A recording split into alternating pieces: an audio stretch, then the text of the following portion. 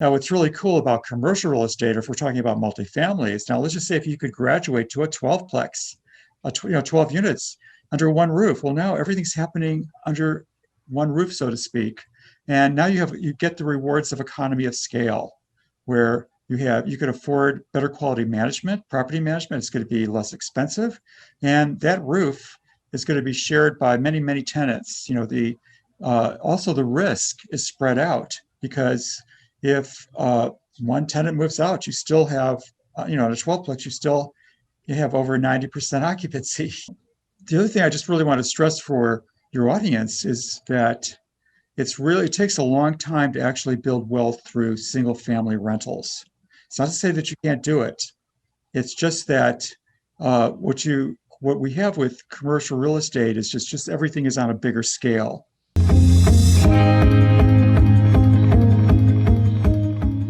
Hi, and welcome to the Real Estate Way to Wealth and Freedom podcast, episode 388. Hey, welcome back. I'm your host, Jacob Ayers. Thanks so much for tuning in to this week's episode. I'm so glad you're here. Yeah, I say almost those exact words, word for word, every single week, and I truly mean them. I really am glad you're listening to this podcast, but more importantly, I'm happy that you're taking action and achieving financial freedom in your own lives. So keep it up. Well, today's guest is Terry Painter. Terry is the author of the Encyclopedia of Commercial Real Estate Advice. He knows a thing or two about commercial real estate. He has been in the lending side of the business for quite some time now, having founded apartment loan store and business loan store, commercial mortgage banking and advisory firms that have closed over $4 billion of commercial loans since 1997. Today, we talk with Terry about how to invest in this hopefully post-COVID world, how you can get started investing in commercial real estate, and a whole lot more. So stay tuned for that. Let's go ahead and jump right into this week's episode with Terry Painter. All right, today I'm excited to welcome on the show Terry Painter. Terry, you have done literally almost everything there is to do in commercial real estate investing. So I'm excited to have you on the show today. Welcome to the podcast. Thank you. It's great to be here. Well, Terry, kind of tell us a little about who you are, what you do, your background in real estate, and how you've gotten to a point to literally write the encyclopedia on commercial real estate investing, literally. Well, it's amazing because the thing about me is that I love what I do. In fact, I can't wait for the weekend to usually be over so I could go back to work and work on more deals. I think even though I've invested in real estate most of my adult life, what I get to do with my job as a mortgage banker, commercial mortgage banker, is I get to work on so many deals. I mean, it's like I have a staff also, and I have people who analyze these deals. But ultimately, it's like you have to really you have to, in this market, it's like just to analyze a deal correctly, because real estate brokers are actually selling properties based on pro forma, based upon their potential more than ever. Mm-hmm. So what my staff and I do is we actually evaluate properties based upon reality, based upon what are these properties doing today. So basically, we do our sweet spot is actually loans over $1 million. We do all the major food groups, certainly multifamily is our favorite because I have two companies. One is apartment loan store, and that's where we do loans on multifamily apartment buildings, and then we have business loan store where we do commercial real estate loans on just about every other food group in real estate. So. Awesome. Well, Terry, when you're talking about commercial real estate, it can mean different things to different people. In the lending, banking world, commercial real estate means typically real estate over 5 units or real estate that's used for business purposes, right? Whereas maybe in the real estate world, if you hear commercial real estate, you might think something like a business or a storefront or maybe an industrial warehouse. So kind of talk about what it means in the lending world, if you will, to start. Certainly. Cool. If you go to your bank, your commercial loan officer is going to actually do loans on businesses with and without real estate, and also on commercial real estate, which is, as you defined, commercial real estate is 5 units or more if it's residential in nature, or it has to be zone commercial, really. And so if it's zone commercial, it's commercial real estate. Like if you go to a dental office and it's in its own building, that's commercial real estate. Right. And how we differentiate, uh, you know, commercial real estate for the most part is whether it's investment real estate. In other words, there's a landlord involved and there's a tenant, or is it a business owned and owner occupied commercial real estate? So Yeah. Okay. So Terry, after doing 20 plus years of loans, you've seen it all. What are some things you see that, really set aside commercial real estate from, let's say, residential real estate? okay, well, I've had so many clients that actually started out when they were quite young with owning, let's say, one rental home, and maybe they fixed it up, maybe they added another one. Before you know it, they have 4 to 6 rental properties. Most people buy them around where they live. And so now they're self-managing and they're like running around all the time trying to put out fires and deal with tenants and so on. And it's really expensive when you're talking about a minimum of 10% when if you have your property managed for you. Now, what's really cool about commercial real estate, or if we're talking about multifamilies, now let's just say if you could graduate to a 12-plex, 12 units under one roof. Well, now everything's happening under one roof, so to speak. And now you get the rewards of economy of scale, where you could afford better quality management, property management. It's going to be less expensive, and that roof is going to be shared by many, many tenants. Also the risk is spread out, because if one tenant moves out, you still have in a 12-plex you have over 90% occupancy. Yeah, So right. yeah, so uh, the other thing I just really want to stress for your audience is that it takes a long time to actually build wealth through single family rentals. It's not to say that you can't do it. It's just that what we have with commercial real estate is just everything is on a bigger scale. And just any investment property has 5 sources of income. What you have is income from operations, you know, uh, gross rents minus expenses annually. That's your income. And then you have rental increases. That's a second form of income. Okay, you also have appreciation, and that is actually the largest source of income. And it's large for a single family home investment as well, if you're renting that out or you're living in it. Okay, and then you have depreciation. So what's really cool, and that's the really big thing when you start, like many of my clients, they're making well over 6 figures, and they really need like a tax write-off. And so let's just say if you graduate to where you could buy one property that you pay $1 million for, well, you have to subtract out the land because you can't depreciate that. Right. But then, as far as depreciation goes, you're going to get about a $26,000 a year write-off on your personal income, any income that's on your 1040, and yet the property's not really it's not really like falling to the ground like that's it's because it's being depreciated. It's actually gaining value. So only in America can you have appreciation and depreciation going on at the same time. And then the last source of income is actually doing a 1031 exchange, which is actually buying another property, taking your equity out to out of your current property, investing that into a larger property, which is going to have more income, more depreciation, or better than that, you could do a cash out refinance and have the best of all worlds, have your cake and eat it too, because you're going to be able to keep your existing property. After 4 or 5 years, it's going to go up in value enough to where you could take some cash out and buy another property with it and grow your wealth that way. So we have 5 sources of income. It's just it happens on a larger scale with commercial multifamily property. That's been my MO over the years, Terry, is to do the cash out refinance and keep that equity moving to the next property and the next property. Now there's a certain maybe a camp of mind that, is maybe a little bit more debt and risk adverse. But when you hear that coming from a mortgage banker, it's definitely something to take note of when you yourself, Terry, are saying, yeah, this is a way that you can make money, is to continue to deploy and reharvest your equity. Yes, absolutely. And since around the 1860s, continually we average a recession every 6 years roughly in America, the property values have always rebounded and gone up again. So you're going to actually make more. My clients and myself, we make more money from appreciation really over time than we do from just from operations. from the income from rents. Sure.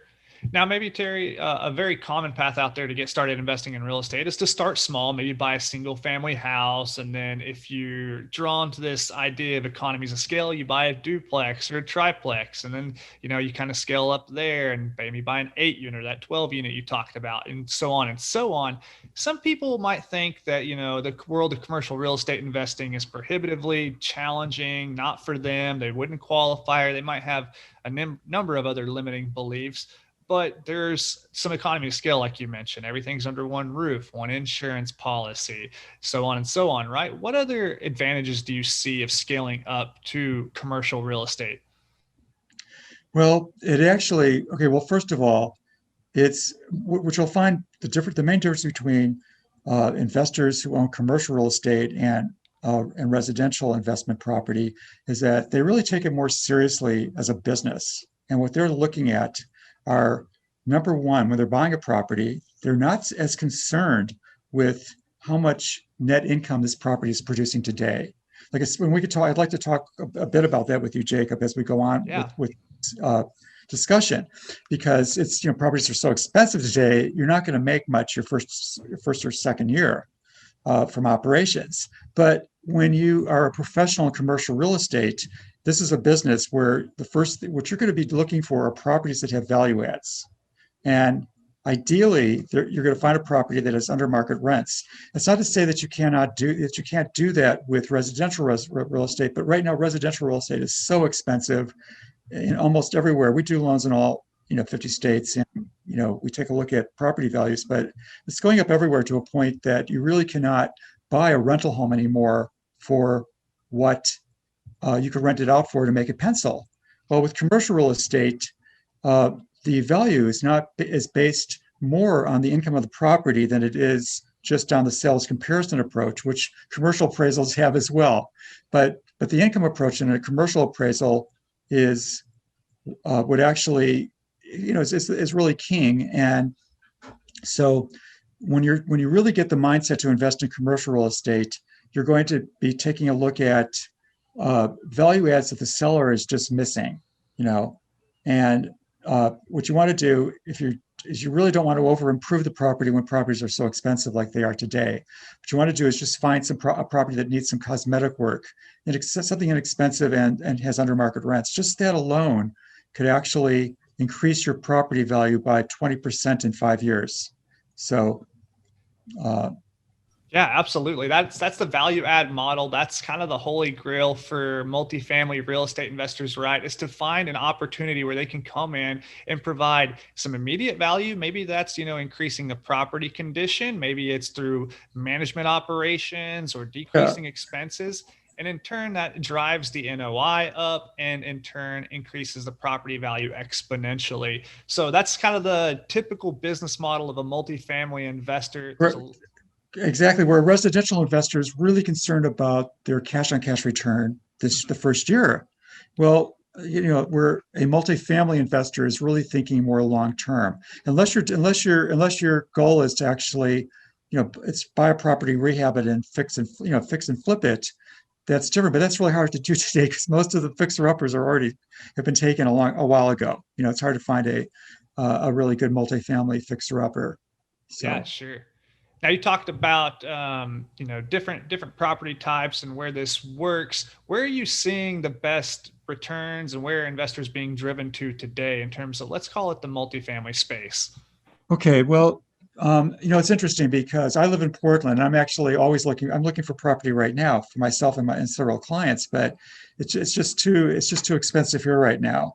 And what we're finding, like right now, for instance, Greenville, South Carolina is kind of a sweet spot because you have to understand that the average home there is probably still maybe 120,000. Not too long ago, it was well below 100,000. And so what we have is we have incomes that are fairly decent that could afford rents as they're increasing, and we have property values that you could buy at a decent price for multifamily there.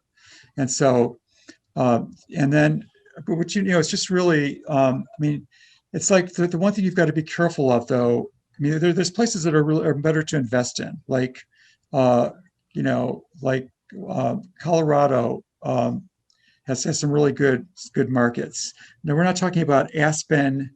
We're not talking about Aspen uh, or Boulder. We're talking about like Colorado Springs, which Yeah. is a really big working class community, and there's such a need for more housing, So, but and then we have Boise, Idaho, which is just a really strong. I mean, they have a lot of jobs there. They have more, and well-paying jobs. So we have a multifamily market there that's really not quite as expensive as other, Western major cities. But so there's better places to invest in. But the thing that you've got to think about if you're just starting out is that it's really, as we originate for Fannie Mae, Freddie Mac, FHA, we have insurance money. It's like the greatest risk to a lender is actually when somebody buys out of state, unless they have experience doing that or out of their own backyard. Why? Because it's just like if you were just going to, let's just say you decided you're really a good auto mechanic and you were going to, have, a chain of auto stores, auto repair shops, and you're doing really well with the one you have right now in your own hometown. You decide, well, I'm going to open one in another state. Well, how are you going to really oversee that? How are you going to manage your employees? How are you going to make sure the property looks clean and tidy, and the customers are happy, So it's the same thing. It's like so just be aware that, the very best place actually to start out investing is in your own backyard. And it's going to take a lot of time to find a deal right now. But I've seen this, I've been doing this for 25 years and I've seen, the market just always changes. It always gets to like right now, because materials are so expensive, they're just not building enough new single family homes and are not building enough apartment buildings. So, but eventually that will change and prices will become more realistic, for somebody investing. Sure. Let's talk about kind of today's environment and trying to purchase multifamily properties across the country. Markets are hot, prices are up, cap rates are being driven lower and lower, and people are continuing to pay higher and higher prices for the same property that they were just 1, 2, 3 short years ago. Is that generally what you're seeing in the lending space? Yeah, absolutely. This is probably the most severe price increase in commercial real estate, and also, of course, in single family homes as well, that we've seen. I think prices went up from March of, according, yeah. Anyway, prices have gone up on both multifamily and residential real estate, by about 17% in, just in a period of about a year. And it's just outrageous, because what's happening is that if you buy a property today, okay, so the seller is actually going to be obtaining most of your first 2 years of income from operations, because the price is so high that you are only going to be making about maybe a 2% cash on cash return your first year. I'm talking about buying, a property that's going to be sub 6 cap, and or even sub 5 cap in a lot of more expensive areas. And so what's happening is that these sellers they're actually making out like bandits, because they didn't do all the work to improve the properties so they could raise rents. They're selling properties based on pro forma, based upon the future possibility of raising rents. And so now we have somebody who comes, who just has to invest this money they have, and they buy a property that's being priced on an older property at the same price that newer properties are priced at. And the newer properties don't need hardly any work, but this older property does need quite a bit of work. So it's just more challenging to, it's really just more challenging to find properties right now. So, yeah.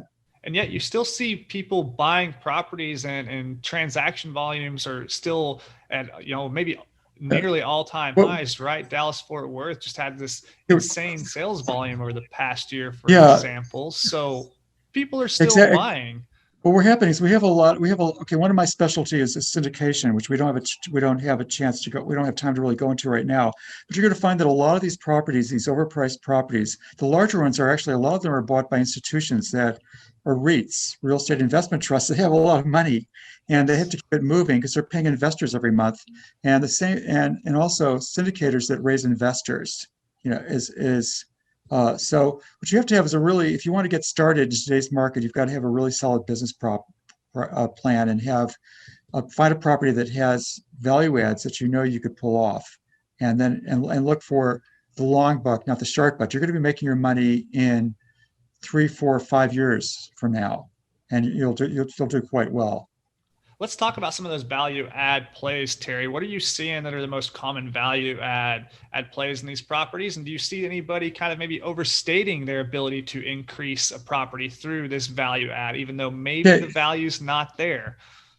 Yeah. It's like, okay, in my book, I have a separate chapter on repositioning properties, which is all about value adding.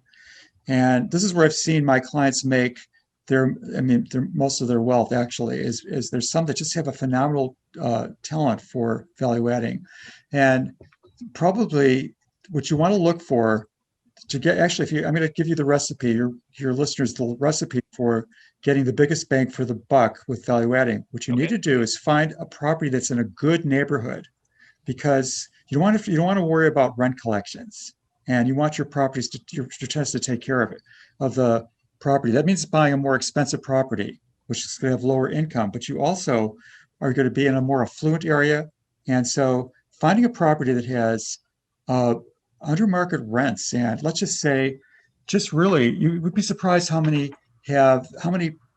properties have just have dated interiors, and we're talking about just like changing the floor coverings and painting and the window coverings and so on, striping the parking lot.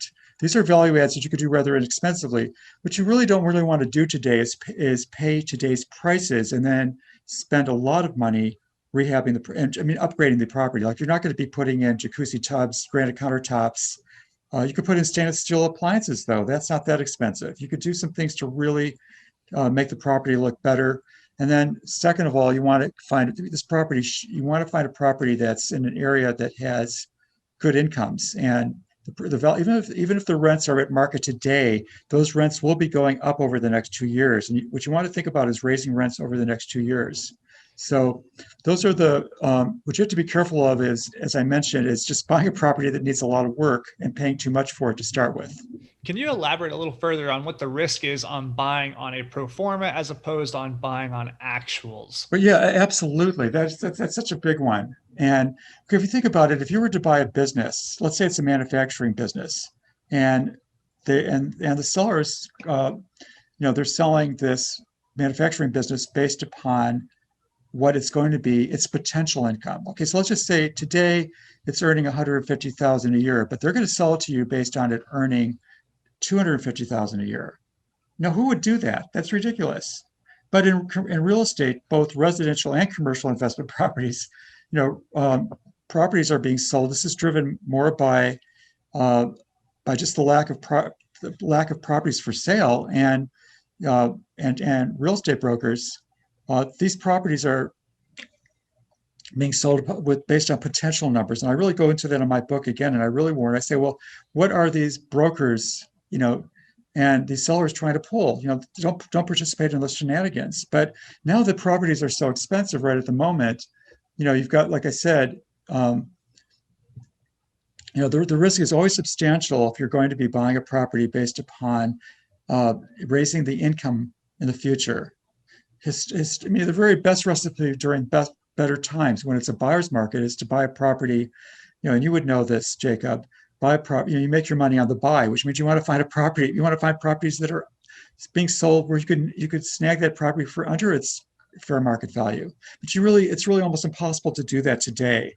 So what we're looking at doing today is finding properties, like I mentioned, that are in really great neighborhoods and in those, with more affluent tenants that will be able to pay these increases because what's happening is that there's not going to be a lot of new properties coming online right now for a while. So this gives you an opportunity. This is the greatest value add. You've got to think about raising your rents, over the next 2 years. And so, Now, do you but think there's a that substantial risk if you're going to uh, buy property based on pro forma. do you find that the mistake people are making is just assuming they can go in and raise the rents because, their market analysis tells them rents are under $200 from the market? Or do you find that the risk is maybe over renovating to try to get those rents up to $200 by quote unquote gold plating everything, right? Do you see people making one mistake more than the other? Yeah, and actually twofold, both of what you've mentioned. One of the phenomena we have right now is, that we have people just wanting to snag properties because they really want to get into the game. And what happens is that it takes a while to raise rents. I mean, most people in quality buildings, multifamily buildings, you have people are on annual leases for the most part. And, and in some markets, we even have rent control. So you can't just assume. What I find the number one mistake I see it with my clients is that they overestimate how quickly they can raise rents. And so what they're doing is they're basically working for nothing because that money, as I mentioned earlier, a lot of that profit has gone to the seller. So now, yeah, you're going to be able to do well too, but you're going to have to do it over time. And so,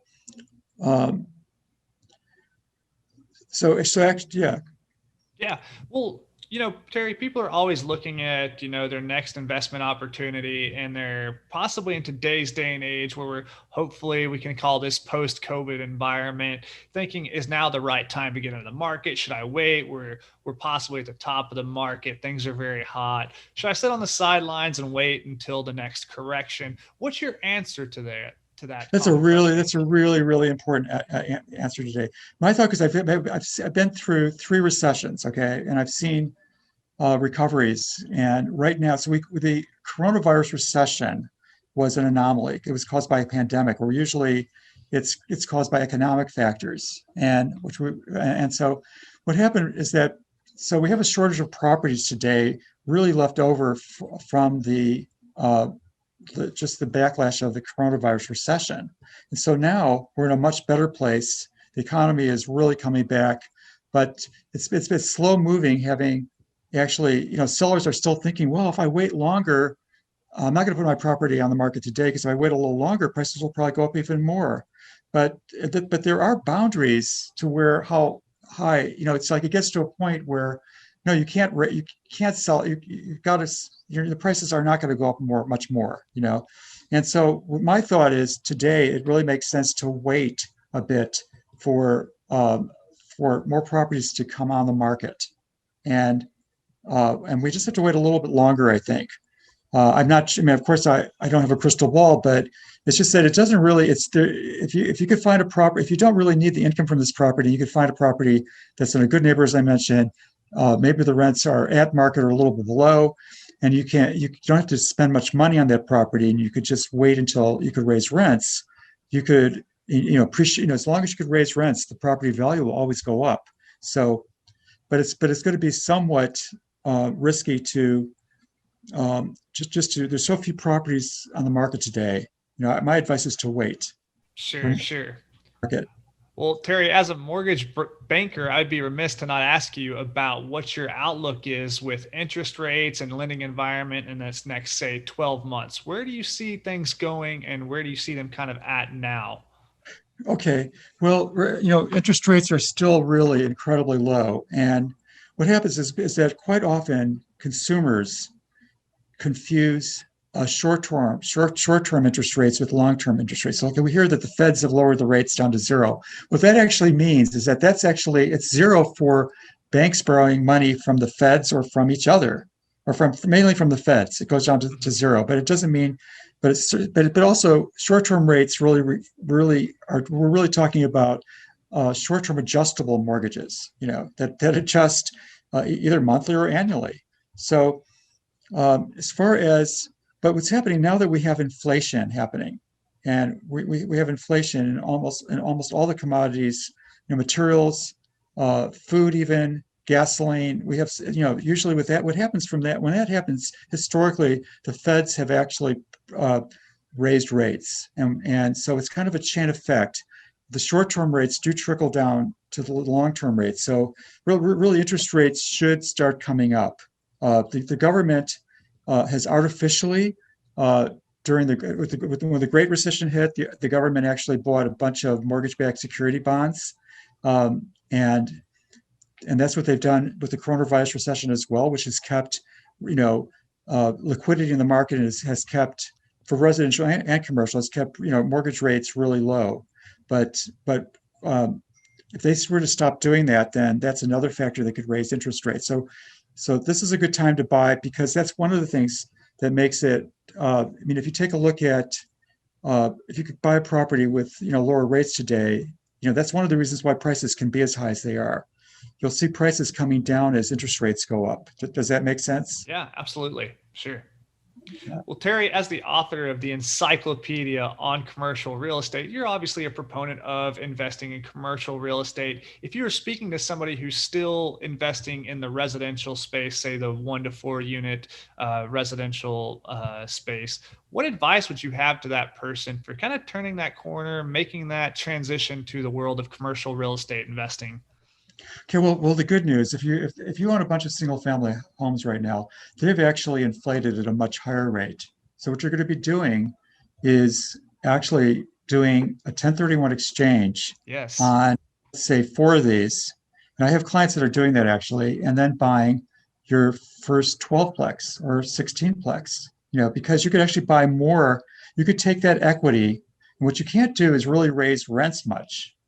Okay, even though you could get this is a great opportunity, Jacob, because you could actually take, this huge windfall on appreciation from these residential units, sell them to people who are now going to be living in those homes, not renting them out, because that's who could afford to pay those prices. And now you're going to invest in commercial real estate and get in that game. There's never been a better time to actually do that through a 1031 tax deferred exchange, because you're not going to have to pay tax someday. It's a deferred exchange. So that's my advice, is to actually go ahead and sell those properties at top prices, and then you're going to have a certain amount of time to actually identify properties for sale. Yeah. I love the strategy, Terry. I think it's a great idea. If you've got a couple small multifamilies or some small houses, trading those up to a commercial property, great thing to do, great timing for it.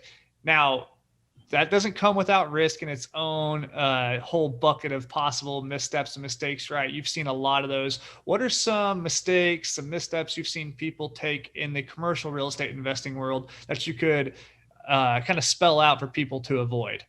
Yeah, well, the number one is it's just like it's a relationship. So like if anybody's done online dating or just dating in general, it's like you've got to get to know the person, and we're all so excited, and it's kind of something, it's like people do have love at first sight with properties, and what they're thinking about is, God, this is they think this would look really good when I show my friends that I bought this property. It's so impressive. That's like completely backwards. You don't want to do that. And so falling in love with a property, you've got to really get to know it. And you've got to be willing to, what a lot of people are doing today is they're really not doing their due diligence properly. And because property are so competitive, there's a lot of pressure from those who are selling properties and the brokers to just close the deal fast and not do all your due diligence. But you really need to get to know the property. Just like you got to think you might be married to this property for a long time. And so you'll find that people who get to know each other in a relationship have a much better success rate in that relationship. It's the same thing with getting into investment real estate, or especially commercial real estate. You really want to stay away from falling in love at first sight, and do your due diligence, get to know that property. I love it. Yeah, definitely great advice there. Having written the Encyclopedia on Commercial Real Estate advice, Terry, there's only so much we can distill in a 1-hour podcast, but Right. We've done a great little job at kind of introing a few things you've written in the book. I want to get to that in just a second, but before we do, let's wrap up with the lightning round, just a series of questions we fire at you. Are you up for it? Sure. Go ahead. Awesome. The first question is, what was your biggest hurdle getting started investing in real estate? And then what'd you do to overcome that? Okay. Well, as far as investing in real estate, it's actually, for me, um, it's actually been just a drudgery to actually really try, in the early days, just to try to figure out whether this is, just buying properties who are not who I thought they were, I would say, and just, and it's like really, if you could find a mentor to help pull you through that, it's really advisable, so Yeah, in the I early. love it. Do you have a personal habit, Terry, that contributes to your success? Yeah. The reason I have a personal habit that it's actually, and that's that I'm not multitask. And so what I'm really good is that if I put all of Terry Painter behind something, that's how I was able to write that book. Um, and is that I'm unstoppable. And so what I have a tendency to do is I don't answer my phone all the time. I don't look at my emails and Facebook and everything else. I completely eliminate distractions so I can do something really well. So that's why I evaluate one property and then I go to the next one. I complete what I'm doing and then I Okay. go on to the next task. I don't try to do a little bit here and then get distracted and do something there. So, but it's also because I'm just wired that way and I'm not really good it's at being multitasked. Yeah. Sure, sure. No, that's good. Do you have an online resource you find valuable in your day to day? Yeah. Actually, um, as far as you can't really, it's really important to educate yourself with LoopNet if you're going to get into commercial properties. And LoopNet is in all 50 states and in small towns, large towns, and you really need to take what you want to do, and that's one of the greatest resources to just educate yourself on what properties are being sold for, and at what cap rates, and Sure. so on. And yeah, Yeah, no, I so definitely agree. And you can also find good brokers there, active brokers. You can kind of see who's trading what in the marketplace. It's a good place to kind of start and help analyze a new market, I find, especially. yeah. And also listening to podcasts like yours, Jacob. Of course, of That's like course. there's so many on YouTube videos. Yes. There's so much education available for free right now on how to get into commercial real estate or into investment real estate. It's a great Sure. time to be doing this. Terry, what book would you recommend to the listeners and why? Of course, your book, but maybe one other. Okay, well, um, actually, I still have to go back to the 7 Habits of Highly Effective People. Yeah. I know a lot of people who actually operate under the 7 Habits of Highly Ineffective People. One of the things that I do every day is I take this from Stephen Covey's book, is I know what my highest payoff activity is every day, and I've got to get that done first, and then as I mentioned, I eliminate distraction. But for sure, that book is a real winner because it has you focus on activities that are going to be the highest payoff ones. Yeah.